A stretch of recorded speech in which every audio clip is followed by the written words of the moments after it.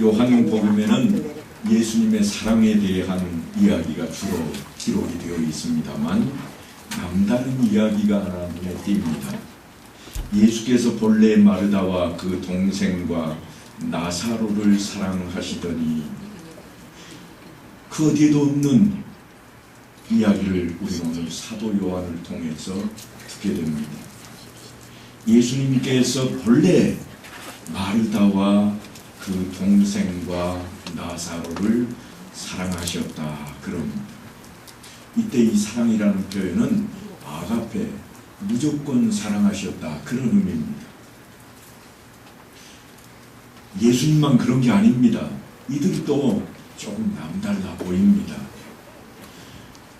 11장에 보면 뭐라고 되어 있는가 하면 주여 보시옵소서 사랑하시는 자가 병들었나이다 그럽니다.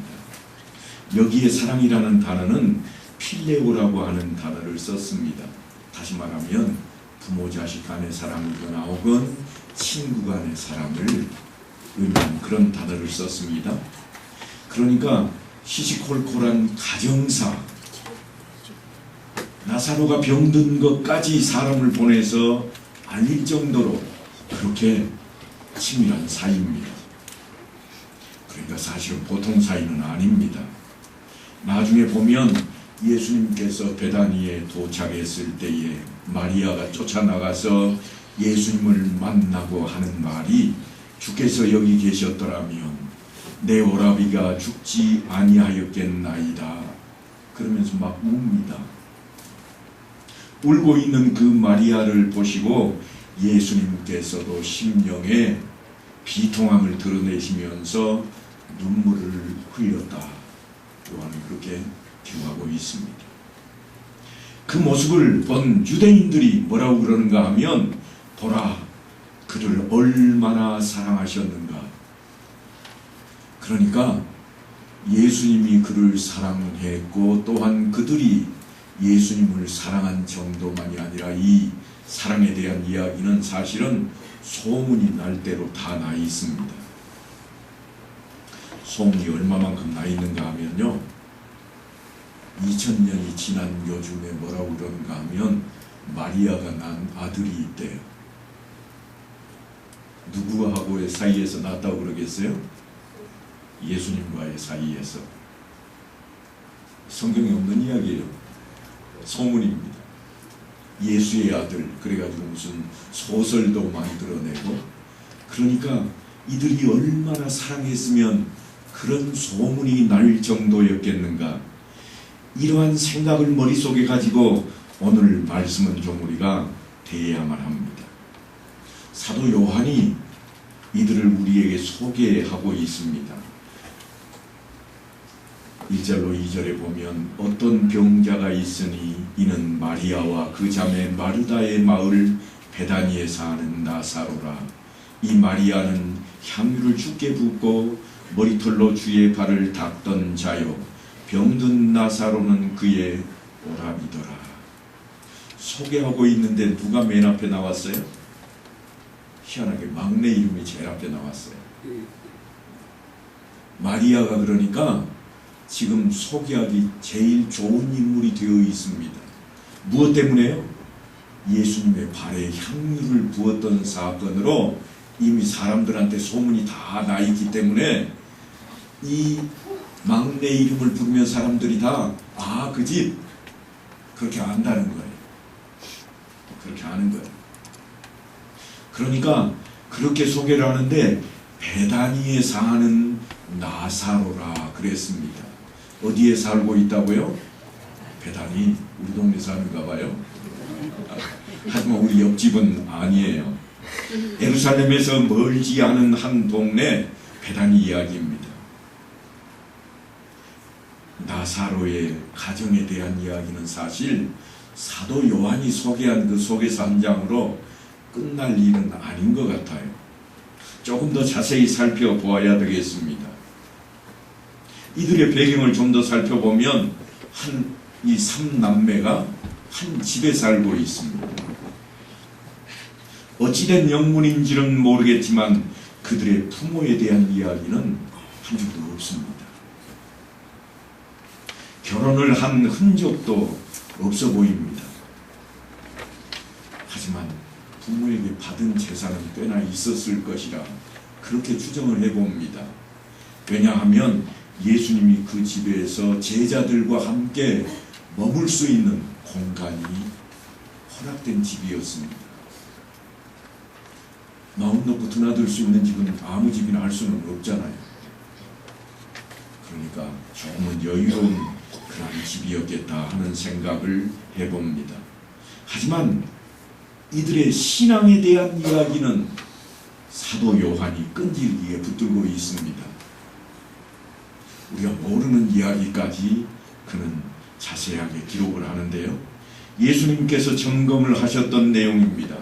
나는 부활이요 생명이니 나를 믿는 자는 죽어도 살겠고 무릇 살아서 나를 믿는 자는 영원히 죽지 아니하리니 이것을 네가 믿느냐? 예수님의 제자들은 어땠을까요? 예수님의 제자들은 틀림없이 이 질문을 받으면 예, 그랬을 겁니다. 하지만 여전히 그 질문은 온데간데 없고 뭐에 관심이 있는가 하면 이미 오래전에 한번 말씀 들으셨잖아요. 저 북쪽에 있는 가이사랴 빌립보에서 예수님이 물을 때 베드로가 뭐라고 답변을 했어요? 아멘. 하나님의 아들 메시아로 인정을 합니다. 그래서 예수님께서 그들에게 다 일러줬어요. 나는 십자가에 못 박혀야 될 것이고 죽은 지 사흘 만에 다시 살아나게 될 것이라. 그들이 아멘 했습니다. 그런데 내려오는 길에 그들이 한 일은 뭔가 하면 누가 더 높은 자리에 앉을까? 누가 더 좋은 자리 차지할까? 여기에만 관심이 있었습니다. 세상 것에 관심이 더 많았습니다. 오늘 마르다는 뭐라고 답변을 하는가 하면 주여 그러하외다. 주는 그리스도시요 세상에 오시는 하나님의 아들이신 줄 내가 믿나이다. 근데 이 믿음이요 사실 보통 믿음이 아닙니다. 부활의 신앙을 확실하게 가지고 있습니다. 마르다만 그런 게 아닙니다.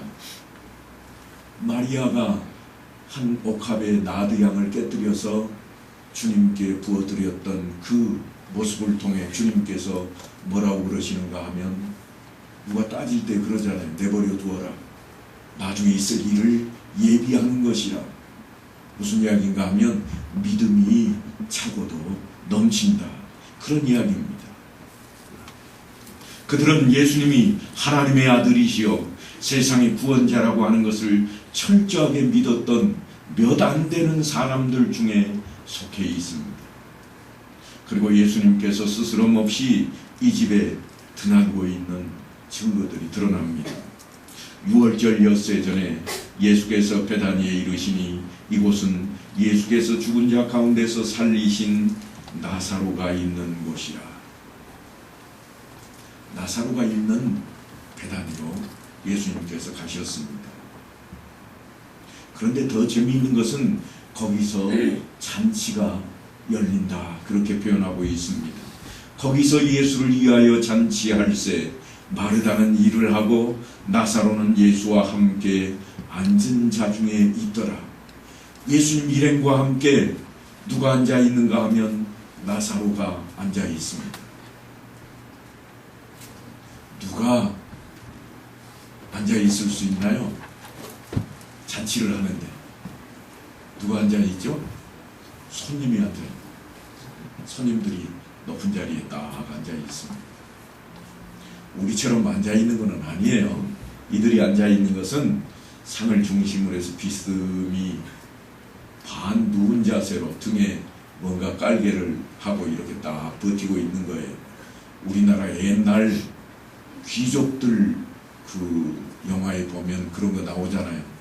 베개도 큼지막해가지고 어깨쯤 올라오는 것, 자리도 무슨 번쩍번쩍하는 자리, 그 앞에 탁자 하나 있고 옆에 길에 앉아가지고 다리 쭉 뻗고 있는 거, 이런 거 있잖아요. 그런 모습이 유대인들이 밥상머리에 앉는 모습입니다. 그렇게 삥 둘러서 다리를 가운데 모으고 그 삥 둘러서 이렇게 옆으로 기대 있으니까 사이가 가까운 사람은 그 사람 등 쪽으로 같이 하고 있을 것이고, 별로 사이가 먼 사람은 어떻게 반대편 등 돌리고 있는 거죠. 그래서 누가 더 가까운가 금방 드러나는 사이입니다. 그와 같이 손님들 일행과 함께 나사로가 앉아 있습니다. 이 자리는 대접을 받는 자리입니다. 당시에 죽었다가 다시 살아난 것은 대단한 일이었습니다. 마태는 그 집을 예수께서 배단이 나병 환자 시몬의 집에 계실 때에 그렇게 소개합니다. 시몬의 집이라. 아마도 예수님께서 나병을 치료해 주었던 인물 가운데 하나일 것입니다. 거기에서 마리아가 향유를 붓는 사건이 생깁니다. 마리아는 지극히 비싼 향유, 곧 순전한 나드 한 근을 가져다가 예수의 발에 붓고 자기 머리털로 그의 발을 씻으니 향유 냄새가 집에 가득하더라. 제자들 가운데 가장 눈치 빠르고 계산이 가장 빠른 가룟 유다가 있습니다. 우리들 중에도 종종 이렇게 한마디만 하면 그거 얼마 하고 계산 빨리 나오는 분들 계십니다. 그래야 장사를 잘하잖아요. 그런데 아마도 가룟 유다는 그렇게 빠른 계산을 할 수 있는 인물이었던 것 같습니다. 첫 보면 아는 겁니다. 그래서 그가 계산해 낸 것이 뭔가 하면 300데나리온쯤 하겠다. 300데나리온. 당시 한 데나리온은 일꾼의 하루 품삯입니다. 요즘 우리나라의 임금으로 하면 하루 품삯이 얼마나 되나요? 적어도 10만 원 정도. 적어도 좀 더 많이 받으면 훨씬 더 올라간다고 그러대요. 아주 제대로 받는 사람은 양파, 알맹이만 담아도 20-30만 원을 받는다면서요? 기술이 있으니까. 근데 그보다 더 받는 사람도 있습니다. 목수들은요, 그 중에 상목수가 되면 적어도 60에서 80을 받습니다. 건축가는요, 그보다 더 받겠지요. 남는 게 장사인데 남아야 되잖아요. 일당으로 따지면 어마어마한 금액입니다. 300데나리온. 그 엄청난 금액인데, 그러니까 그 옥합을 깨뜨려서 예수님의 발에 부을 정도로 이 집은 가난하지는 않았습니다. 가지고 있다 그 말은 괜찮은 집인 거예요. 여러분들 집에 3천만 원짜리 다이아 반지 다 가지고 계신가요? 그러진 않잖아요. 어쩌다 하나 가지고 있으면 세상에 자랑거리죠. 남들에게 자랑은 해야 되겠고, 혹시 잃어버릴지는 모르겠고, 차기도 그만 안 차기도 그만 고민거리 만드는 게 돈 주머니예요. 그런데 이 집은 그런 정도의 집은 되는 거예요. 부유한 집안입니다. 이와 같은 모습을 미루어 볼 때 예수님께서 스스럼 없이 드나들 수 있는 그런 집이었을 것이라 그렇게 생각을 하는 겁니다. 예수님의 사역이 예루살렘 중심으로 이루어질 때에는 사실 영적으로 정말 나날이 힘겹고 치열한 나날들이었습니다. 부패한 종교 지도자들은 끊임없이 예수님을 따라다니면서 감시했습니다. 어디에서 감시하는가 하면 주로 예루살렘 안에 있을 때 감시를 합니다. 말 한마디, 행동 하나를 책잡으려고 눈에 쌍심지를 켜고 있습니다. 그런 나날을 보내다 보니까 예수님께서 유달리 몸도 피곤하고 마음도 무거워질 때마다 예루살렘에서 별로 멀지 않은 한남산 산 너머에 있는 베단이라고 하는 동네로 발걸음을 옮기셨습니다. 어떤 책자에는 4km 정도 된다 그랬고, 어떤 책자는 2km 정도 된다 그렇게 표현을 하고 있습니다. 하지만 오리길이 되었던 십리길이 되었던 당시 어느 쪽으로 길이 열렸던지 간에 가까운 거리입니다. 그 당시 당시에는 우리도 그렇잖아요. 목포가 여기서 뻥 뚫러진 길로 20km가 넘고 30km 가까이 되는데 옛날 길로 가면 훨씬 더 많이 걸리는 그런 도로일 것입니다. 그런데 다 머리에 모이고 지게로 뭐 짊어지고 하루길로 갔다가 왔다가들 하셨잖아요. 아마도 예수님께서 나사로의 집을 찾았을 때에 예쁜 꽃병이 놓여있는 아담한 침실이 하나 정도는 있지 않았을까 상상을 해볼 만한 그러한 집입니다. 예수님께서 이런 말씀을 하신 적이 있습니다. 여우도 굴이 있고 공중의 새도 거처가 있으되 인자는 머리 둘 곳이 없도다. 이 말씀을 미루어 볼 때 나사로의 집은 커다란 안식처가 되었고 평안히 쉬며 회복하는 거처였을 것입니다. 나사로의 집이 아무 때나 찾아가서 사랑받고 인정받고 평안하게 쉴 수 있는 안식처였다는 것을 생각한다면 예수님이 그들 삼남매에 대해서 각별하게 정을 느꼈을 만한 것입니다. 그런데 어느 날 갑자기 마르다의 집안에 먹구름이 덮이기 시작했습니다. 집안의 기둥이요, 하늘처럼 믿고 있던 오라비 나사로가 병들게 된 것입니다. 며칠도 안 돼서 점점 이독해지더니 생사의 기로에 서고 맙니다. 요즘이야 병원이 지척에 있고 응급실이 있어서 늘 대처할 수 있겠습니다만 당시에는 그런 것들이 전혀 없었습니다. 그러니 동생들이 얼마나 난감했겠습니까? 죽어가는데 불처없고 뛰든지 그래야 되지 않겠습니까? 발을 동동 구르던 마르다가 급하게 사람을 예수님께 보냅니다. 주여 보시옵소서, 사랑하시는 자가 병들었나이다. 예수님을 믿은 거예요? 믿지 않은 거예요? 믿은 거예요. 예수님 옆에 계시면 절대로 죽지 않을 것이라는 믿음을 확고하게 가지고 있습니다. 그래서 사람을 보냅니다. 예수님이 오시기만 하면 우리 오빠는 안 죽어. 왜냐하면 지금까지 예수님이 병든 사람을 고친 게 얼마나 많은데, 기적이 얼마나 많았는데 틀림없이 낫게 하실 거야. 그래서 사람을 보냈습니다. 그런데 어찌된 영문인지 예수님은 소식조차 없습니다. 그러는 사이에 오라비는 끝내 숨을 거두고 맙니다. 분명 예수님께서는 이들을 사랑하신다고 사도 요한이 그렇게 말하고 있습니다.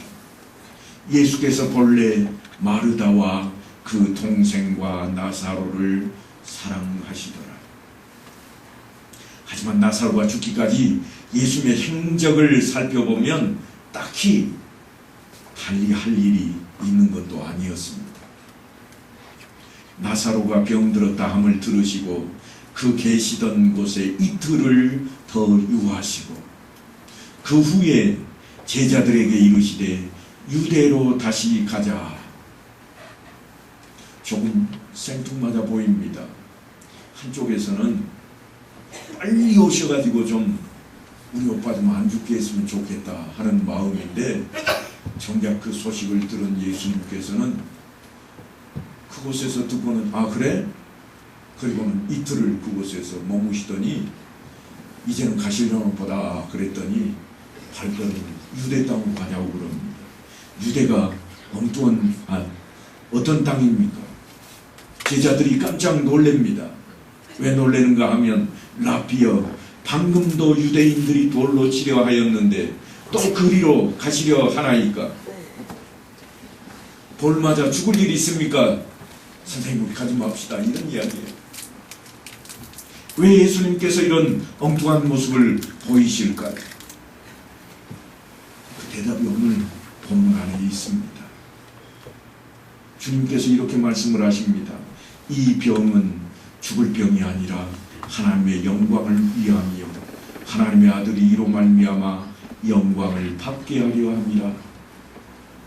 그렇게 시간을 보낸 후에 예수님께서 드디어 나사로에게 갈채비를 하고 있습니다. 제자들에게 이렇게 말씀을 합니다. 우리 친구 나사로가 잠들었도다. 그러나 내가 깨우러 가노라. 제자들이요, 정말로 잠든 줄 알았습니다. 사람이 아프면 잠을 못 자잖아요. 근데 나사로가 잠들었다 그러니까 제자들은 진짜로 나은 줄 알았습니다. 그래서 뭐라고 그러는가 하면 주여 잠들었으면 나았겠나이다. 그래서 주님께서 다시 말씀을 합니다. 아니, 내가 잠들었다 하는 말은 그런 말이 아니요. 뭔가 하면 나사로가 죽었느니라. 내가 거기 있지 아니한 것을 너희를 위하여 기뻐하노니 이는 너희로 믿게 하려 함이라. 그러나 그에게로 가자. 야, 나사로가 진짜 죽었어.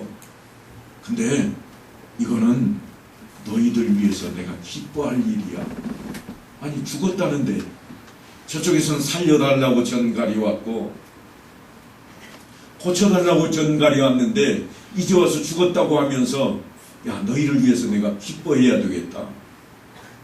박수칠이라는 것. 그러면서 그에게로 가자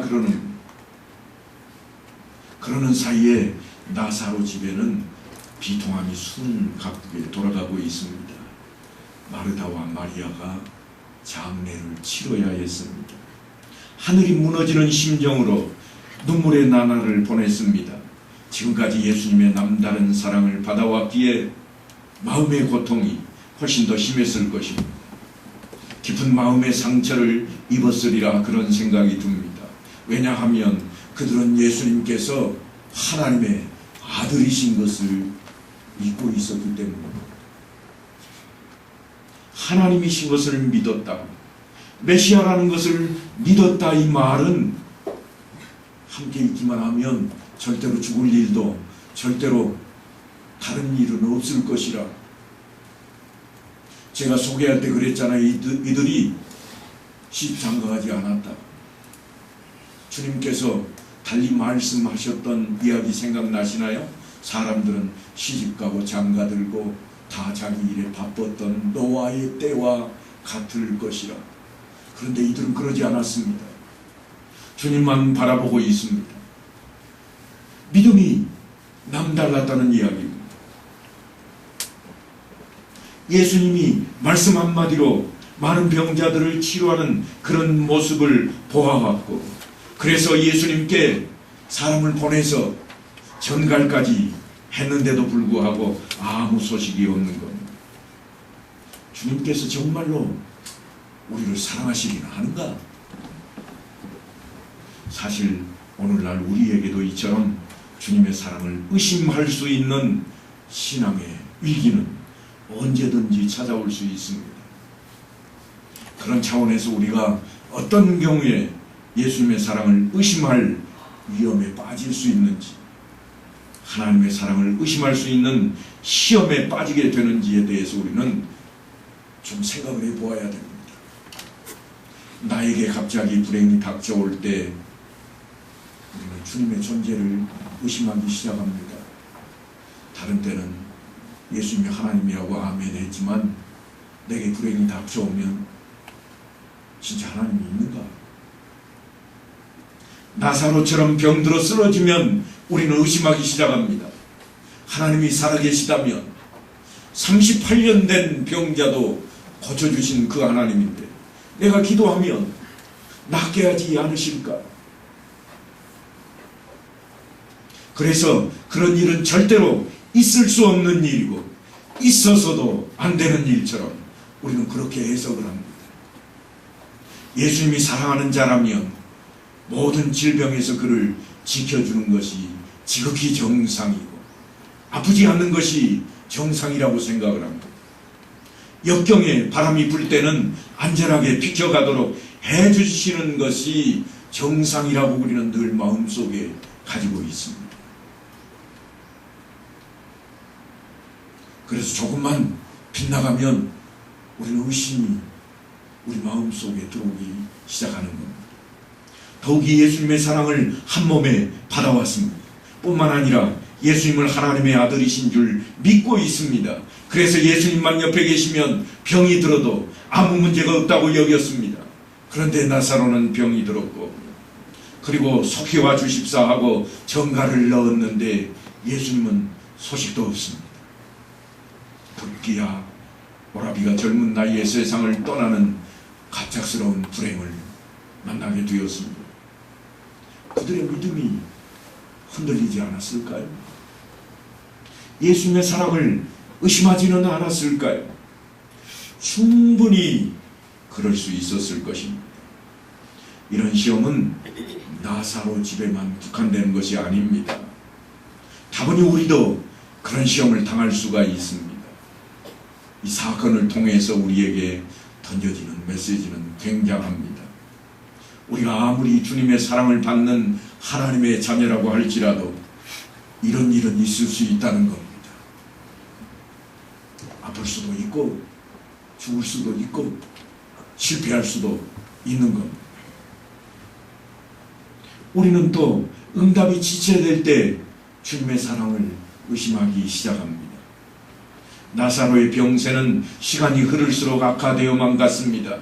하지만 주여 보시옵소서, 사랑하시는 자가 병들었나이다. 그렇게 기별을 했더니 돌아오는 답이 있었잖아요. 죽을 병이 아니라. 그래서 이들은 주여 빨리 와주소서 그렇게 조급해하지도 않았습니다. 두 번째로 사람을 보낸 적이 없습니다.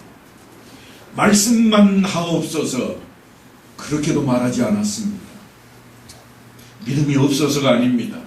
이들의 믿음은 예수님께서 그 소식만 들어도 그들을 위해 가장 좋은 선택을 하시고 가장 좋은 응답을 하실 줄로 믿은 겁니다. 그런데 이상하게도 이런 믿음에도 불구하고 주님은 오시지 않았습니다.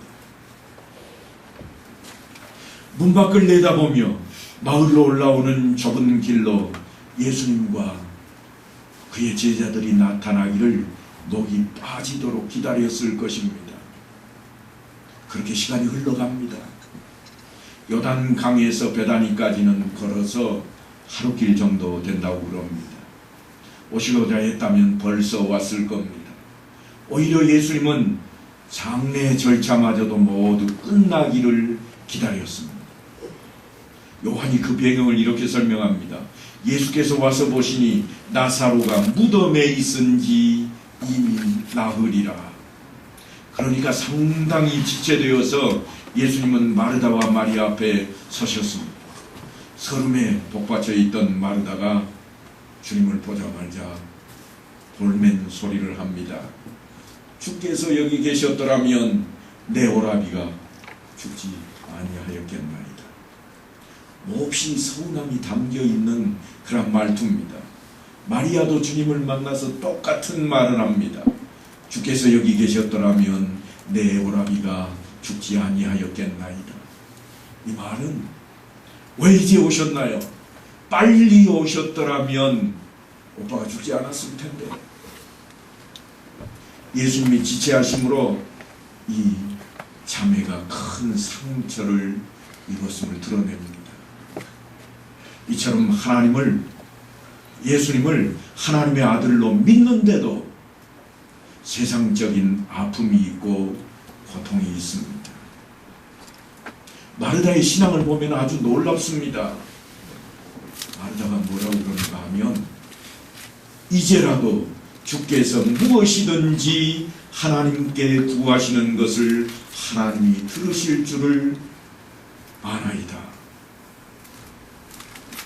엄청난 믿음이다. 이제라도.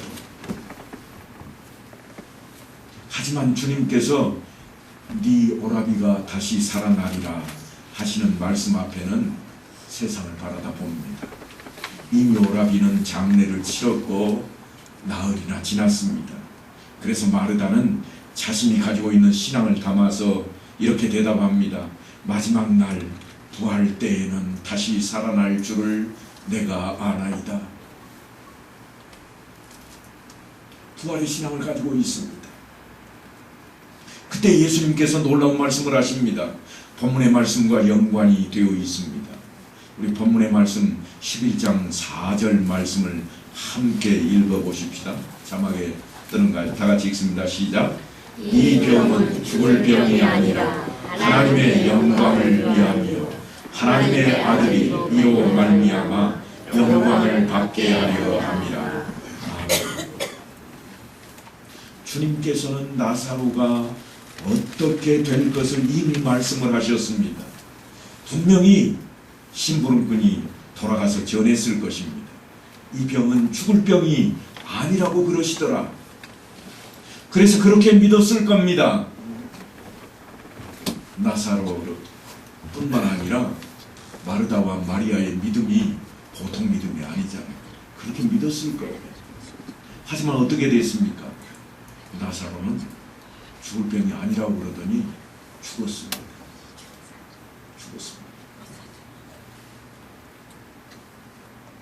목욕탕에 아들하고 아버지가 함께 가면 안 된다고 그러잖아요. 왜요? 아버지가 목욕탕 들어가면서 시원하다. 그러면 아들이 발을 딱 담그면서 한마디 하잖아요. 세상에 그 소리 안 들으려면 아들하고 같이 가면 안 된대. 딱 지금 그 심정일 겁니다. 우리는 지금 묻고 이야기를 하고 있지만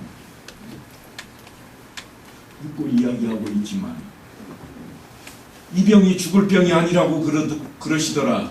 분명히 전할 때 그래 죽을 병 아니야. 우리는 믿어. 누구를? 예수님을 믿어. 그랬는데 나사로는 죽었습니다. 장례까지 마쳤습니다. 그리고 벌써 나흘이 지났습니다.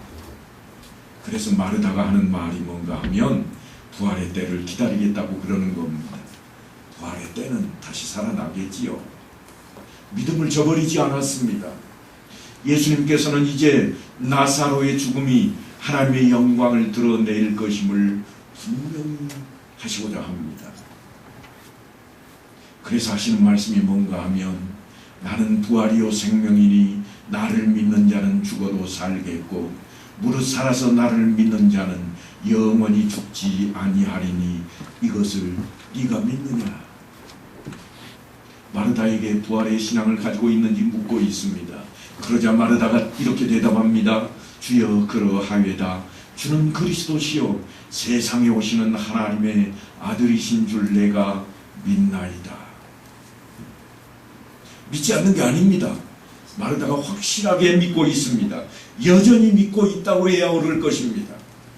그 사건을 당했음에도 여전히 마르다는 주님을 메시아로 믿고 있습니다. 부활의 신앙을 확실히 가지고 있습니다.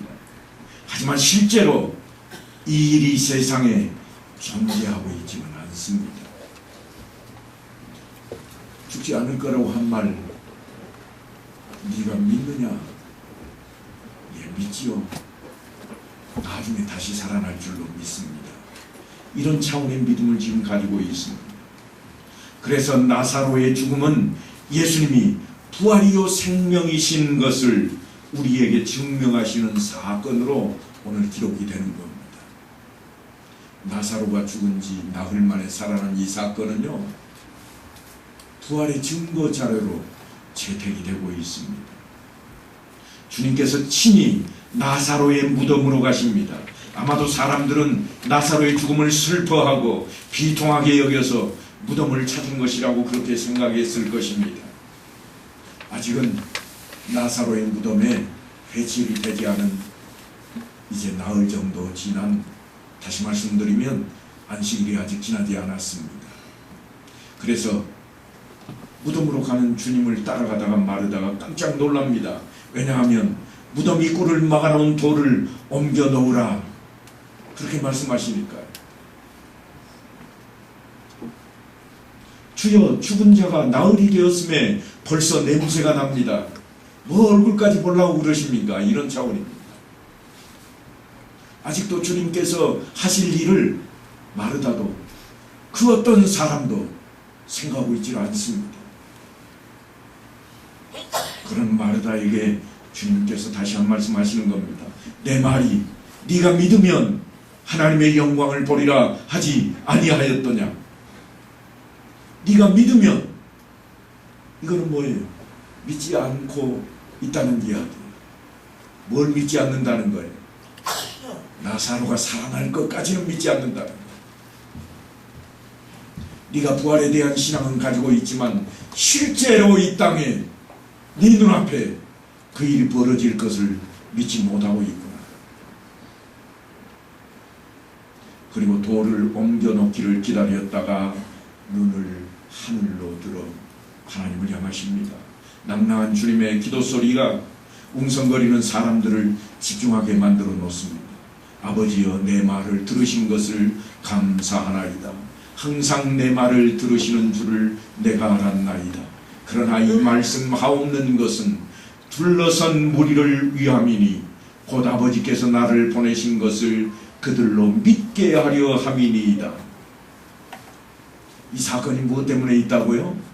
주변에 있는 사람들로 예수 믿게 하려는 사건입니다.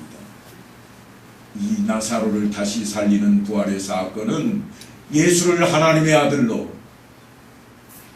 부활의 신앙으로 가질 수 있도록 믿게 하려는 일이라. 그리고는 큰 소리로 외칩니다. 나사로야, 나오라. 사도 요한은 이 장면을 아주 멋지게 묘사를 해 놓았습니다. 죽은 자가 수족을 배로 동인 채로 나오는데 그 얼굴은 수건에 쌓였더라. 상상이 되세요? 죽은 사람은요, 우리나라 사람들하고는 좀 다릅니다. 우리나라는 장례를 치르면 수의를 입히는데 배로 된 옷을 입혀서 걸어 나올 수 있을까? 상상을 해보는 거예요. 그런데 줄로 꽁꽁 묶어놨잖아요. 그래서 장시를 생각해야 될까? 이런 지경입니다. 이들은 붕대로 둘둘 감습니다. 향유를 바르고 붕대로 둘둘 감아놓기 때문에 사실은 그냥은 될 수 없는 일인데 지금 그 사건이 벌어지는 겁니다. 사람들이 이 모습을 보고 기겁했을 것입니다.